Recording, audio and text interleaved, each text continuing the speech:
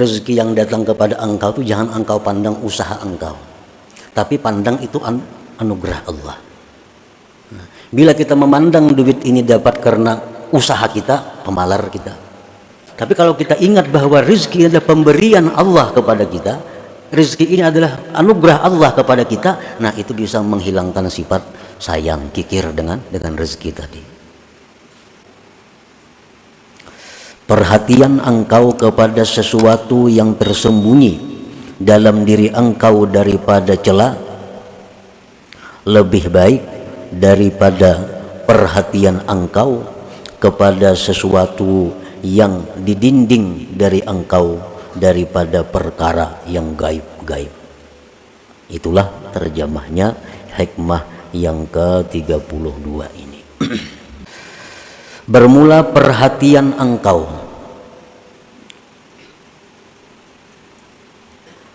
untuk mengetahui kepada sifat-sifat yang tercela dalam batin engkau, dan bersungguh-sungguh pada membersihkan diri dari celak-celak aib-aib yang batin tadi, itu lebih afdal dan lebih baik daripada perhatian engkau untuk mengetahui kepada sesuatu yang gaib dari engkau daripada perkara-perkara ketuhanan. Al-uyubul batinah, aib-aib yang batin, sifat-sifat tercela yang ada dalam diri kita. Contohnya kahubbil mali, seperti cinta kepada harta. Nah, ini aib batin. Lebih baik kita berusaha menghilangkan ini daripada kita berusaha untuk mengetahui hal-hal yang gaib yang ada di sisi Allah Subhanahu wa ta'ala. Aib yang batin, sifat yang tercela pada diri kita itu contohnya banyak sekali, antara lain kahubbil mali, seperti cinta harta. Ada dua macam jenis cinta harta ini. Ada orang cinta harta itu li'ainihi, li'ainil mal, karena ainnya itu harta. Harta itu duit, umpamanya harta perhiasan, harta perkebunan, harta kendaraan, harta. Yang pertama, orang yang cinta harta itu ada yang cinta li'ainihi, karena ain itu harta. Duit umpamanya, inya itu cinta lawan duit ini karena ain, benda itu duit. Inya sayang lawan duit tuh. Dapat duit, simpaninya sayang, mulanjakan kada maunya. Kena rana-ranai hitung duit. Ya tuju, cinta lawan ain duit. Ada taulih duit ambil, ada rezeki kumpul, mau lanjakannya ada mau, sayang lawan duit itu. Nah, jadi kesayangannya, kecintaannya kepada ain duit itu. Ini nukar baju ada mau nang baik-baik, sayang duitnya. Nukar makanan kada mau nang nyaman-nyaman, kalau perlu makanan yang paling murah itu nang ditukarnya, sayang lawan duit. Nukar kendaraan yang paling murah, kenapa? Ya, ini orang cinta kepada ain, benda, duit itu sendiri. Nah, ada juga orang yang cinta harta itu lifaidatihi, karena faidah itu harta. Nah, ini terbaik daripada yang tadi. Ali anna bil mal tuqdas syahwatu, karena dengan itu harta lulus syahwatnya, lulus keinginannya artinya. Nah, jadi harta itu dia cintai karena dengan harta ini dia bisa mencapai keinginannya. Minal ma'akil, daripada makanan-makanan, wal masyarib, minuman-minuman, wal malabis, pakaian-pakaian, wal marakib, tunggangan kendaraan, wal masakin, rumah tempat tinggal, wal manakih, dan perempuan istri. Nya banyak diisi duit dan inya cinta dengan duit itu karena faidah duit ini nyaman. Hendak babini kawa, hendak nukar rumah kawa, hendak nukar ini kawa. Nah, hubbul mal. Itu apabila ada dalam hati kita, berarti ada sifat tercela. Berarti dalam hati kita ada tertanam sifat yang dicela. Wa amma hubbul mal lil birri wassilah wat ta'ah falaysa minal uyub. Adapun kita cinta kepada harta untuk kebaikan, untuk silaturahim, untuk taat, maka itu bukan satu keaiban, bukan satu yang tercela. Kita sayang lawan duit, karena dengan duit ini aku bisa naik haji. Aku sayang lawan duit karena dengan duit ini kawa menyakulahkan orang nang kada kawa sekolah. Aku sayang lawan duit, dengan duit ini aku kawa mau obati orang garing nang kada kawa obat. Nah ini cinta lawan duit, tetapi bukan termasuk aib, karena lil birri wasilah wat ta'ah. Nah, para muhibbin rahimakumullah. Nah jadi dalam diri kita apabila ada cinta kepada benda, cinta kepada harta, tetapi untuk kebaikan, nah untuk kebaikan itu bukan sesuatu yang tercela, bagus saja artinya.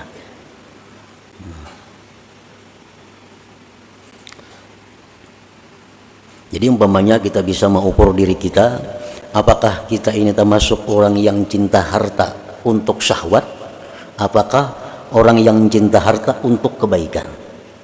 Nah kita kalau mau ukur diri kita, misalnya kita hari ini diberi rezeki oleh Allah 100.000 rupiah, apakah 100.000 ini kita gunakan 50.000 untuk bersenang-senang, 50.000 untuk sosial, berarti kita 50%. Tetapi bila 100.000 yang diberi Allah ini kita gunakan untuk kesenangan kita 90.000 rupiah, 10.000 hanya untuk sosial, kebaikan dan takwa, berarti kita termasuk orang yang hubbul mal, tercela itu. Rezeki itu jangan dipandang kita nang berusaha. Ini orang-orang tua bahari melajari rezeki yang datang kepada engkau itu jangan engkau pandang usaha engkau, tapi pandang itu anugerah Allah. Nah, bila kita memandang duit ini dapat karena usaha kita, pemalar kita. Tapi kalau kita ingat bahwa rezeki adalah pemberian Allah kepada kita, rezeki ini adalah anugerah Allah kepada kita, nah itu bisa menghilangkan sifat sayang, kikir dengan rezeki tadi.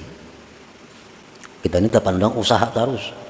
Dapat duit merasa usaha seorang, dapat duit merasa karena kepintaran seorang, dapat duit karena merasa kesungguhan seorang, lalu sayang lawan harta ini. Jika kita pandang itu berian Tuhan atau itu injaman Tuhan, nah itu mengurangi kecintaan kita kepada harta. Dan memang itu pinjaman Tuhan.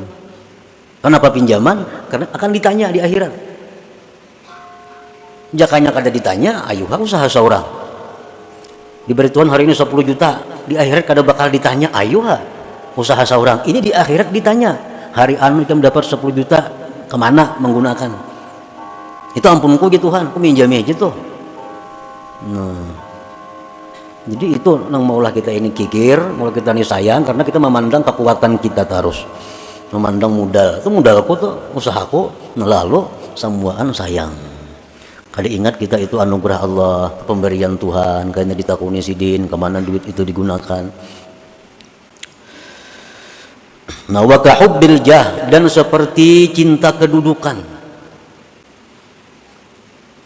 cinta pangkat. Ini aib dalam diri kita nih. Kalau ada keinginan nak jadi pembakal umpamanya, itu aib, tercela. Dalam diri kita ada keinginan untuk jadi ketua apa misalnya, itu tercela, sifat tercela. Li'anna bil jah yuktasabu tsana wal 'izzu wal istilah wa yatayassaru jam'ul mal wa taskhirun nas. Karena dengan punya kedudukan, punya pangkat, itu didapatlah pujian-pujian, kemuliaan, menguasai.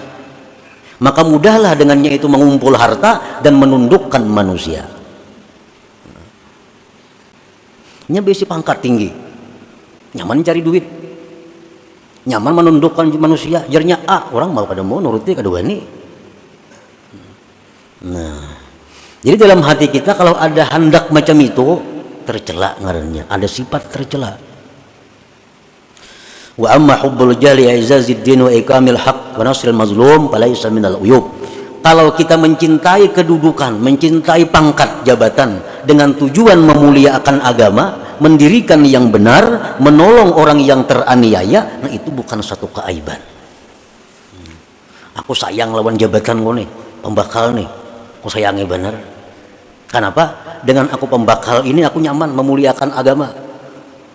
Ada orang nak karaoke, kada aku berizin, nah aku berkuasa sini.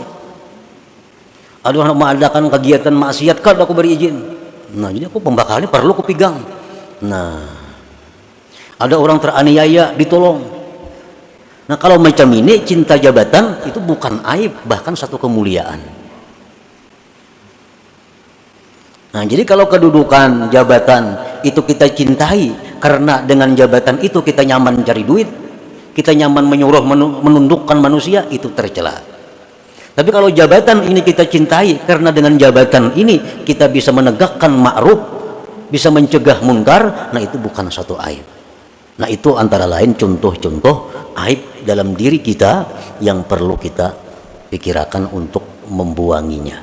Cinta kepada harta untuk meluluskan syahwat, cinta kepada kedudukan jabatan untuk menundukkan manusia, mencari pujian, mengumpulkan harta, itu perlu hilang dalam diri kita supaya diri kita ini bersih daripada cela. Bermula sibuknya engkau dengan membahas, memeriksa aib diri engkau, dan berusahanya engkau membersihkan diri dari sekalian demikian, itu lebih baik daripada sibuknya engkau untuk mengetahui hal-hal yang didinding dari engkau daripada ilmu gaib, seperti mengetahui rahasia-rahasia manusia, seperti mengetahui yang terjadi akan datang, seperti mengetahui tentang rahasia-rahasia ilmu tauhid. Ini kisah orang yang punya aib. Cinta harta masih ada dalam diri kita, cinta kedudukan ada, dengki ada, dendam ada. Nah, lalu kita ini ada diberi pilihan ilmu. Ada ilmu yang bila kita pelajari, kita akan bisa menghilangkan aib-aib itu. Nah, kemudian ada ilmu yang bila kita pelajari, kita akan tahu rahasia-rahasia. Ilmu tauhid nang dalam, ilmu-ilmu nang tentang kejadian nang akan datang. Nah, mana dua ilmu ini yang perlu kita pelajari? Yang perlu dipelajari itu adalah ilmu yang bisa menghilangkan aib diri kita. Itu yang perlu dipelajari. Lebih baik kita bersibuk diri dengan membersihkannya dari celah daripada kita bersibuk diri untuk mempelajari hal-hal yang sifatnya gaib itu. Dan ada ilmunya supaya kita bisa kasab tahu di hati orang, supaya kita tahu dengan apa yang akan terjadi, tahu dengan ilmu tauhid yang halus-halus. Nah kita mempelajari itu kalau sudah diri kita ini bersih dari aib dan celah. Selama dalam diri kita masih ada hal-hal celah tadi, lebih baik kita berusaha menghilangkan itu. Nah, ada amalan. Amalan ini gunanya menghilangkan riya. Amalan ini gunanya menghilangkan dengki. Amalan ini gunanya untuk menghilangkan hubud dunia. Ini amalannya. Ada amalan yang sebuting lagi. Amalan ini bila diamalkan kita akan diberi Tuhan kasab tahu isi hati orang. Amalan ini bila kita amalkan kita akan tahu firasat yang akan terjadi akan datang. Nah, mana antara dua amalan yang baik kita amalkan?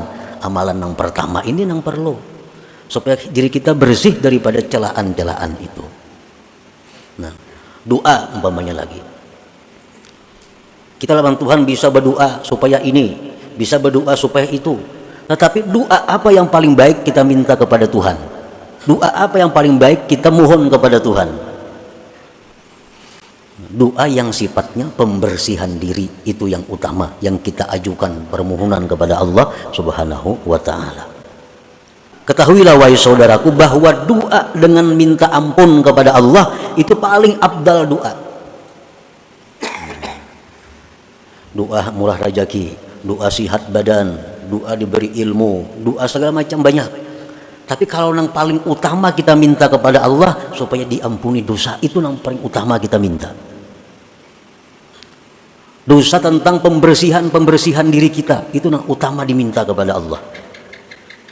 Seperti doa yang kita baca dalam wirid tadi, Allahumma ya Rabbi bijahi nabiyyikal mustafa wa rasulikal mujtaba wa waliyikal murtada wa aminika ala wahyi sama tahhir qulubana min kulli wasfin yuba'iduna an musyahadatika wa mahabbatik. Nah, itu kan. Tahhir qulubana, bersihkan hati kami, min kulli wasfin, dari tiap-tiap sifat yang menjauhkan kami daripada musyahadah dan kecintaan Engkau.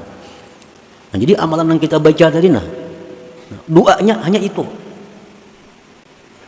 Doanya hanya itu. Minta bersihkan hati kepada Allah agar hati kita bersih dari sifat-sifat yang membuat kita kada bisa musyahadah kepada Allah. Kita minta bersihkan hati kita supaya suci hati kita dari sifat-sifat yang mendinding kecintaan kita kepada Allah. Nah, jadi itulah yang dimaksud dengan hikmah yang ke-32 ini. Apapun pekerjaan, ilmu, amaliyah, doa, apapun yang sifatnya adalah pembersihan diri, itu lebih utama dikerjakan daripada hal-hal yang sifatnya tadi gaib. Nah, kecuali sudah bersih diri kita, sudah bersih dari hubud dunia, sudah bersih dari hubbul jah, sudah bersih dari riya, sudah semua sudah bersih, ayo nak minta yang lain-lainnya. Imam Al-Hasanul Basri didatangi beberapa orang, yang orang-orang ini minta amalan kepada beliau. Wahai Imam, ulun minta amalan, ulun ada masalah ini. Amalan apa yang sidin beri? Istighfar. Kita minta ampun kepada Allah. Ada pulang orang datang, ulun ini, lain lagi kisahnya lawan yang tadi. Apa jawaban Hasan Basri? Kita minta ampun kepada Allah. Ada perempuan datang, wahai Hasan Basri, ulun sekian tahun kawin kada mau beranakan. Apa amalannya? Istighfar, minta ampun kepada Allah. Nah, jadi amalan yang utama itu yang perlu kita perhatikan adalah amalan supaya dosa kita diampuni, sifat-sifat yang kada baik di hati dihilangkan oleh Allah Subhanahu wa taala. Itu aja yang didoa semacam. Ibarat sembahyang tahajud kita malam, fokus doa kita supaya dosa diampuni, sifat-sifat tercela dibersihkan Allah. Kada perlu minta murahkan rezeki, kada perlu. Kada perlu minta itu ini, kada perlu. Selama diri kita kotor, selama diri kita penuh celah, maka permintaan kita kepada Allah hanya satu, bersihkan diri hamba dari sifat-sifat yang tercela. Nah, itulah maksud daripada hikmah yang ke-32 dari kitab Al-Hikam ini.